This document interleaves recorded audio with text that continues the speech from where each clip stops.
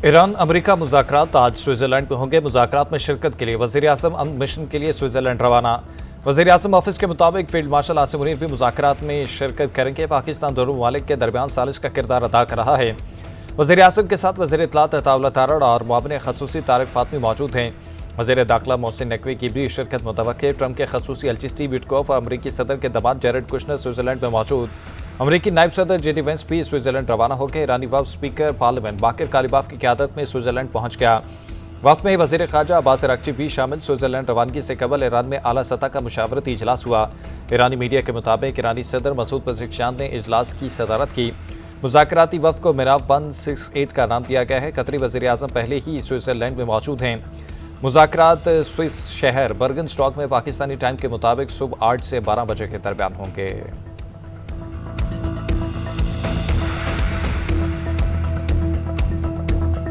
मशरक़ वस्ती में पायदार अमन कमीशन। वफाकी वज़ीर दाखिला मोहसिन नकवी का कामयाब दौरा ईरान। तेहरान में ईरानी सदर मसूद पज़ेश्कियान और ईरानी वज़ीर ख़ारजा अब्बास अराग़ची से अलग-अलग मुलाकातें। ईरानी सदर ने पाकिस्तान की सफारती काविशों को सराहा। ईरान अमरीका मुफाहमती यादाश्त के अगले मरहले पर तवात्ता ख्याल किया गया।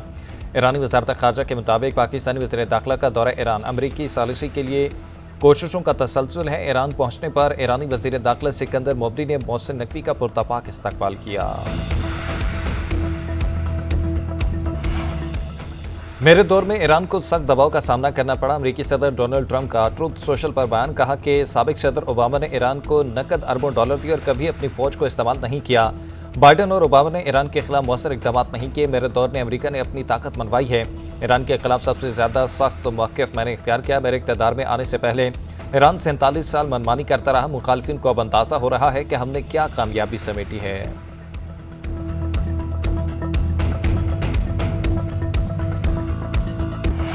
ईरान मुज़ाकरात में अमेरिका से वादा पूरा करने का मुतालबा करेगा। ईरानी वज़ारत ख़ारजा के तर्जुमान इस्माइल बक़ाई का कहना है कि लिबनान समेत तमाम महासों पर जंग का खात्मा मुफाहमती यादाश्त की पहली शर्त है। ईरान अपनी जिम्मेदारियों पर कायम है, लेकिन अमेरिका इसराइल को जंगबंदी पर मजबूर करने पर नाकाम रहा। पहली शिक की खिलाफवर्जी पूरे माहदे को सवालिया निशान बनाती है। इस्माइल बक़ाई का कहना है कि दूसरे फरीक को वादों की तकमील के लिए फौरी इक़दाम करना होंगे, वरना शदीद मुश्किलात का सामना करना पड़ेगा। जंगबंदी के ऐलान के बावजूद दहशतगर्द इसराइल के जनूबी लिबनान पर हमले जारी। सिहोनी फोर्सेस ने 16 शहरियों को शहीद कर दिया। सिहोनी बमबारी से एक ही खानदान के 4 अफराद और एक लिबनानी फौजी शहीद हो गया। इसराइली जंगी तैयारों और ड्रोन्स ने नबतिया के इलाके में मुतअद्दिद हमले किए। हमलों के बायस रिहायशी इमारतें और मकानात तबाह हो गए। और मीडिया के मुताबिक इसराइल जनूबी लिबनान में अली अल ताहिर पहाड़ पर कब्जा करना चाहता है। इसराइल का दावा है कि पहाड़ पर हिजबुल्लाह का असलहा मौजूद है। इसराइल 23 जून को लिबनान के साथ मुज़ाकरात से पहले पहाड़ पर कब्जे का ख्वाहिशमंद है। मुज़ाकरात से पहले ईरान अमेरिका में कशीदगी। इसराइल की लिबनान में कार्रवाइयों पर ईरान ने आबनाए हुर्मुज़ को एक बार फिर बंद कर दिया। पासरान इनकलाब के मुताबिक यह पहला कदम दुश्मन के वादे की खिलाफवर्जी का जवाब है। आबनाए हुर्मुज़ अब तमाम जहाज़ों के लिए बंद है। कोई भी जहाज़ आया तो उसकी सलामती को खतरा हो सकता है। अमेरिका और इसराइल माहदे की मुसलसल खिलाफवर्जी कर रहे हैं।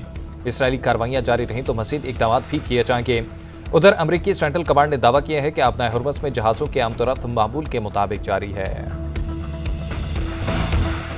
मुझे यकीन है कि ईरान के साथ जंगबंदी को बरकरार रख सकते हैं। अमरीकी नायब सदर जेडी वेंस का फॉक्स न्यूज़ को इंटरव्यू। कहा, मुज़ाकरात कामयाब बनाने के लिए ईरान को हकीकी मौका फराहम करेंगे। लिबनान की सूरत हाल में पिछले 2 हफ्तों में बेहतरी आई है। ईरानी अपना रवैया बदलते हैं तो यकीनन हम भी उनसे अपने ताल्लुकात बेहतर करेंगे। नायब वज़ीर-ए-आज़म इसहाक डार मिस्र के दारुल हुकूमत काहिरा पहुंच गए। तर्जुमान दफ्तर ख़ारजा के मुताबिक इसहाक डार मिस्र में 4 मुल्की वज़राए ख़ारजा के इजलास में शिरकत करेंगे। पाकिस्तान, सऊदी अरब, तुर्किया और मिस्र के वज़राए ख़ारजा का इजलास शेड्यूल। इसहाक डार बरादर ममालिक के वज़राए ख़ारजा के साथ 2 तरफ़ा मुलाकात करेंगे।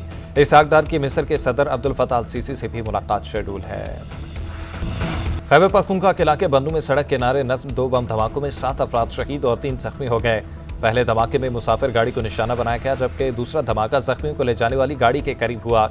सदर मुमलिकत आसिफ अली जरदारी, वज़ीर-ए-आज़म शहबाज शरीफ और वफाकी वज़ीर दाखिला मोहसिन नकवी की वाक़े की मसम्मत। सदर जरदारी का कहना है कि दहशतगर्द पाकिस्तान की आलमी सफारती कामयाबियों और अमन के फ़रोग़ की कोशिशों को मुतासिर करना चाहते हैं। वज़ीर-ए-आज़म शहबाज शरीफ ने कहा कि ये मुल्क में अमन और इस्तेहकाम के खिलाफ साजिश है। ऐसी बुज़दिलाना कार्रवाइयाँ कौम के अज़्म को मुतसलसल नहीं कर सकती। वज़ीर आला खैबर पख्तूनख्वा सुहेल अफरीदी का नोटिस। बन्नू धमाके से मुतल्लिक़ पुलिस हुकाम से तफसीली रिपोर्ट तलब कर दी। मुल्ज़िमों की तलाश के लिए पुलिस का ऑपरेशन जारी। गिलगित बल्तिस्तान में हुकूमत साजी का फार्मूला तय पा गया। पीपल्स पार्टी के अमजद हुसैन एडवोकेट वजीर आला होंगे। गवर्नर का ओहदा नून लीग के पास होगा। अपोजिशन लीडर नून लीग से होगा, जबकि डिप्टी स्पीकर का मनसब भी नून लीग को दिया जाएगा। हुकूमत साजी का फार्मूला पीपल्स पार्टी के सेक्रेटरी जनरल नैयर हुसैन बुखारी और नून लीग जीबी के सदर हफीजुर रहमान के दरमियान मुलाकात में तय पाया। दोनों जमातों ने इस अज़्म का अदा किया कि वो जमाती मुफादात से बालातर होकर पाकिस्तान की मजबूती और खुशहाली के लिए मिलकर काम करेंगे।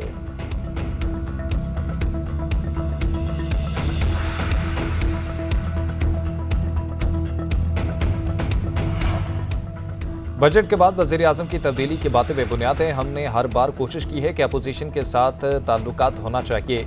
राना सनाउल्लाह का कहना है कि जब हम अपोजिशन में थे तो हम उस वक्त भी जमहूरी अंदाज में मामलात की कोशिश कर रहे थे। अब तो वज़ीर आज़म ने फ्लोर ऑफ द हाउस मुज़ाकरात की दावत दे दी। एक सवाल पर राना सनाउल्लाह ने कहा कि गिलगित बल्तिस्तान में हुकूमत साजी के लिए पीपल्स पार्टी को सपोर्ट करेंगे। इस्तेहकाम पाकिस्तान पार्टी चाहे तो हुकूमत में शामिल हो सकती है। नून लीग अपोजिशन में बैठेगी।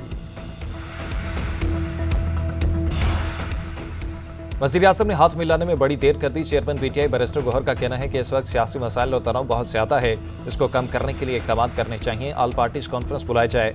हुकूमत आज़ाद कश्मीर में लोगों के मसाइल को हल करे। आज़ाद कश्मीर में एहतजाज करने वालों को भी चाहिए कि वो 12 नशिस्तों का मामला आइन और मुंतखब असम्बली पर छोड़ दें।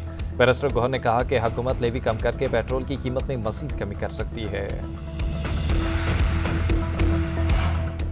इंसदादी दहशतगर्दी अदालत ने लाहौर के इलाके मुगलपुरा में पुलिस गाड़ियां जलाने के मुकदमे का फैसला सुना दिया। डॉक्टर यास्मीन राशिद, उमर सरफराज चीमा को 10-10 साल कैद की सजा।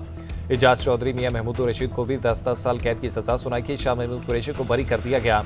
इंसदादी दहशतगर्दी अदालत के जज मंजर अली गुल ने कोट लखपत जेल में फैसला सुनाया।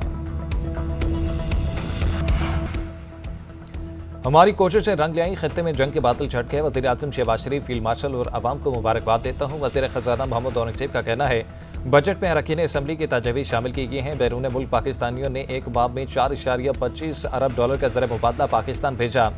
हुकूमत का बुनियादी हदफ एक्सपोर्ट लीड ग्रोथ है। टैक्स नेट को वसअत देने के लिए जामे इक़दाम किए गए हैं। कौमी असम्बली में बजट पर बहस मुकम्मल होगी। हुकूमत के 151 और अपोजिशन के 81 अरकान ने बहस में हिस्सा लिया। स्पीकर याद सादिक का कहना है कि अपोजिशन साइड को तयशुदा वक्त से 8 घंटे 18 मिनट ज़ायद वक्त दिया गया। बरतानवी वज़ीर आज़म केयर स्टारमर के पीर को मुस्ताफ़ी होने का इम्कान। बरतानवी मीडिया के मुताबिक केयर स्टारमर ने काबीना अरकान, मुशीरों और साथियों से मुशावरत मुकम्मल कर ली। उधर लेबर पार्टी में अंदरूनी दबाव में इजाफा हो, जिसकी वजह से क़यादत की तब्दीली का इम्कान है। एनडी बरहनम के नए लेबर लीडर और वज़ीर आज़म बनने का इम्कान है। मीडिया के मुताबिक वज़ीर आज़म कल मौक़ई तौर पर इंतकाल इक़्तिदार का मंसूबा पेश करेंगे। दूसरी तरफ हुकूमती ज़राए ने वज़ीर आज़म के मुस्ताफ़ी होने की खबरों को मुस्तरद कर दिया।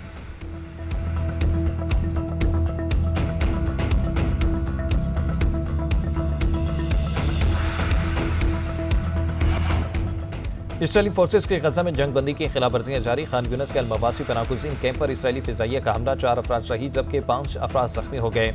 अक्टूबर 2025 की जंग बंदी के बाद 1007 फ़लस्तीनी शहीद जबकि 3165 ज़ख्मी हो चुके हैं। फ़लस्तीनी महकमा सेहत के मुताबिक 7 अक्टूबर 2023 से अब तक 73,018 फ़लस्तीनी शहीद हो चुके हैं।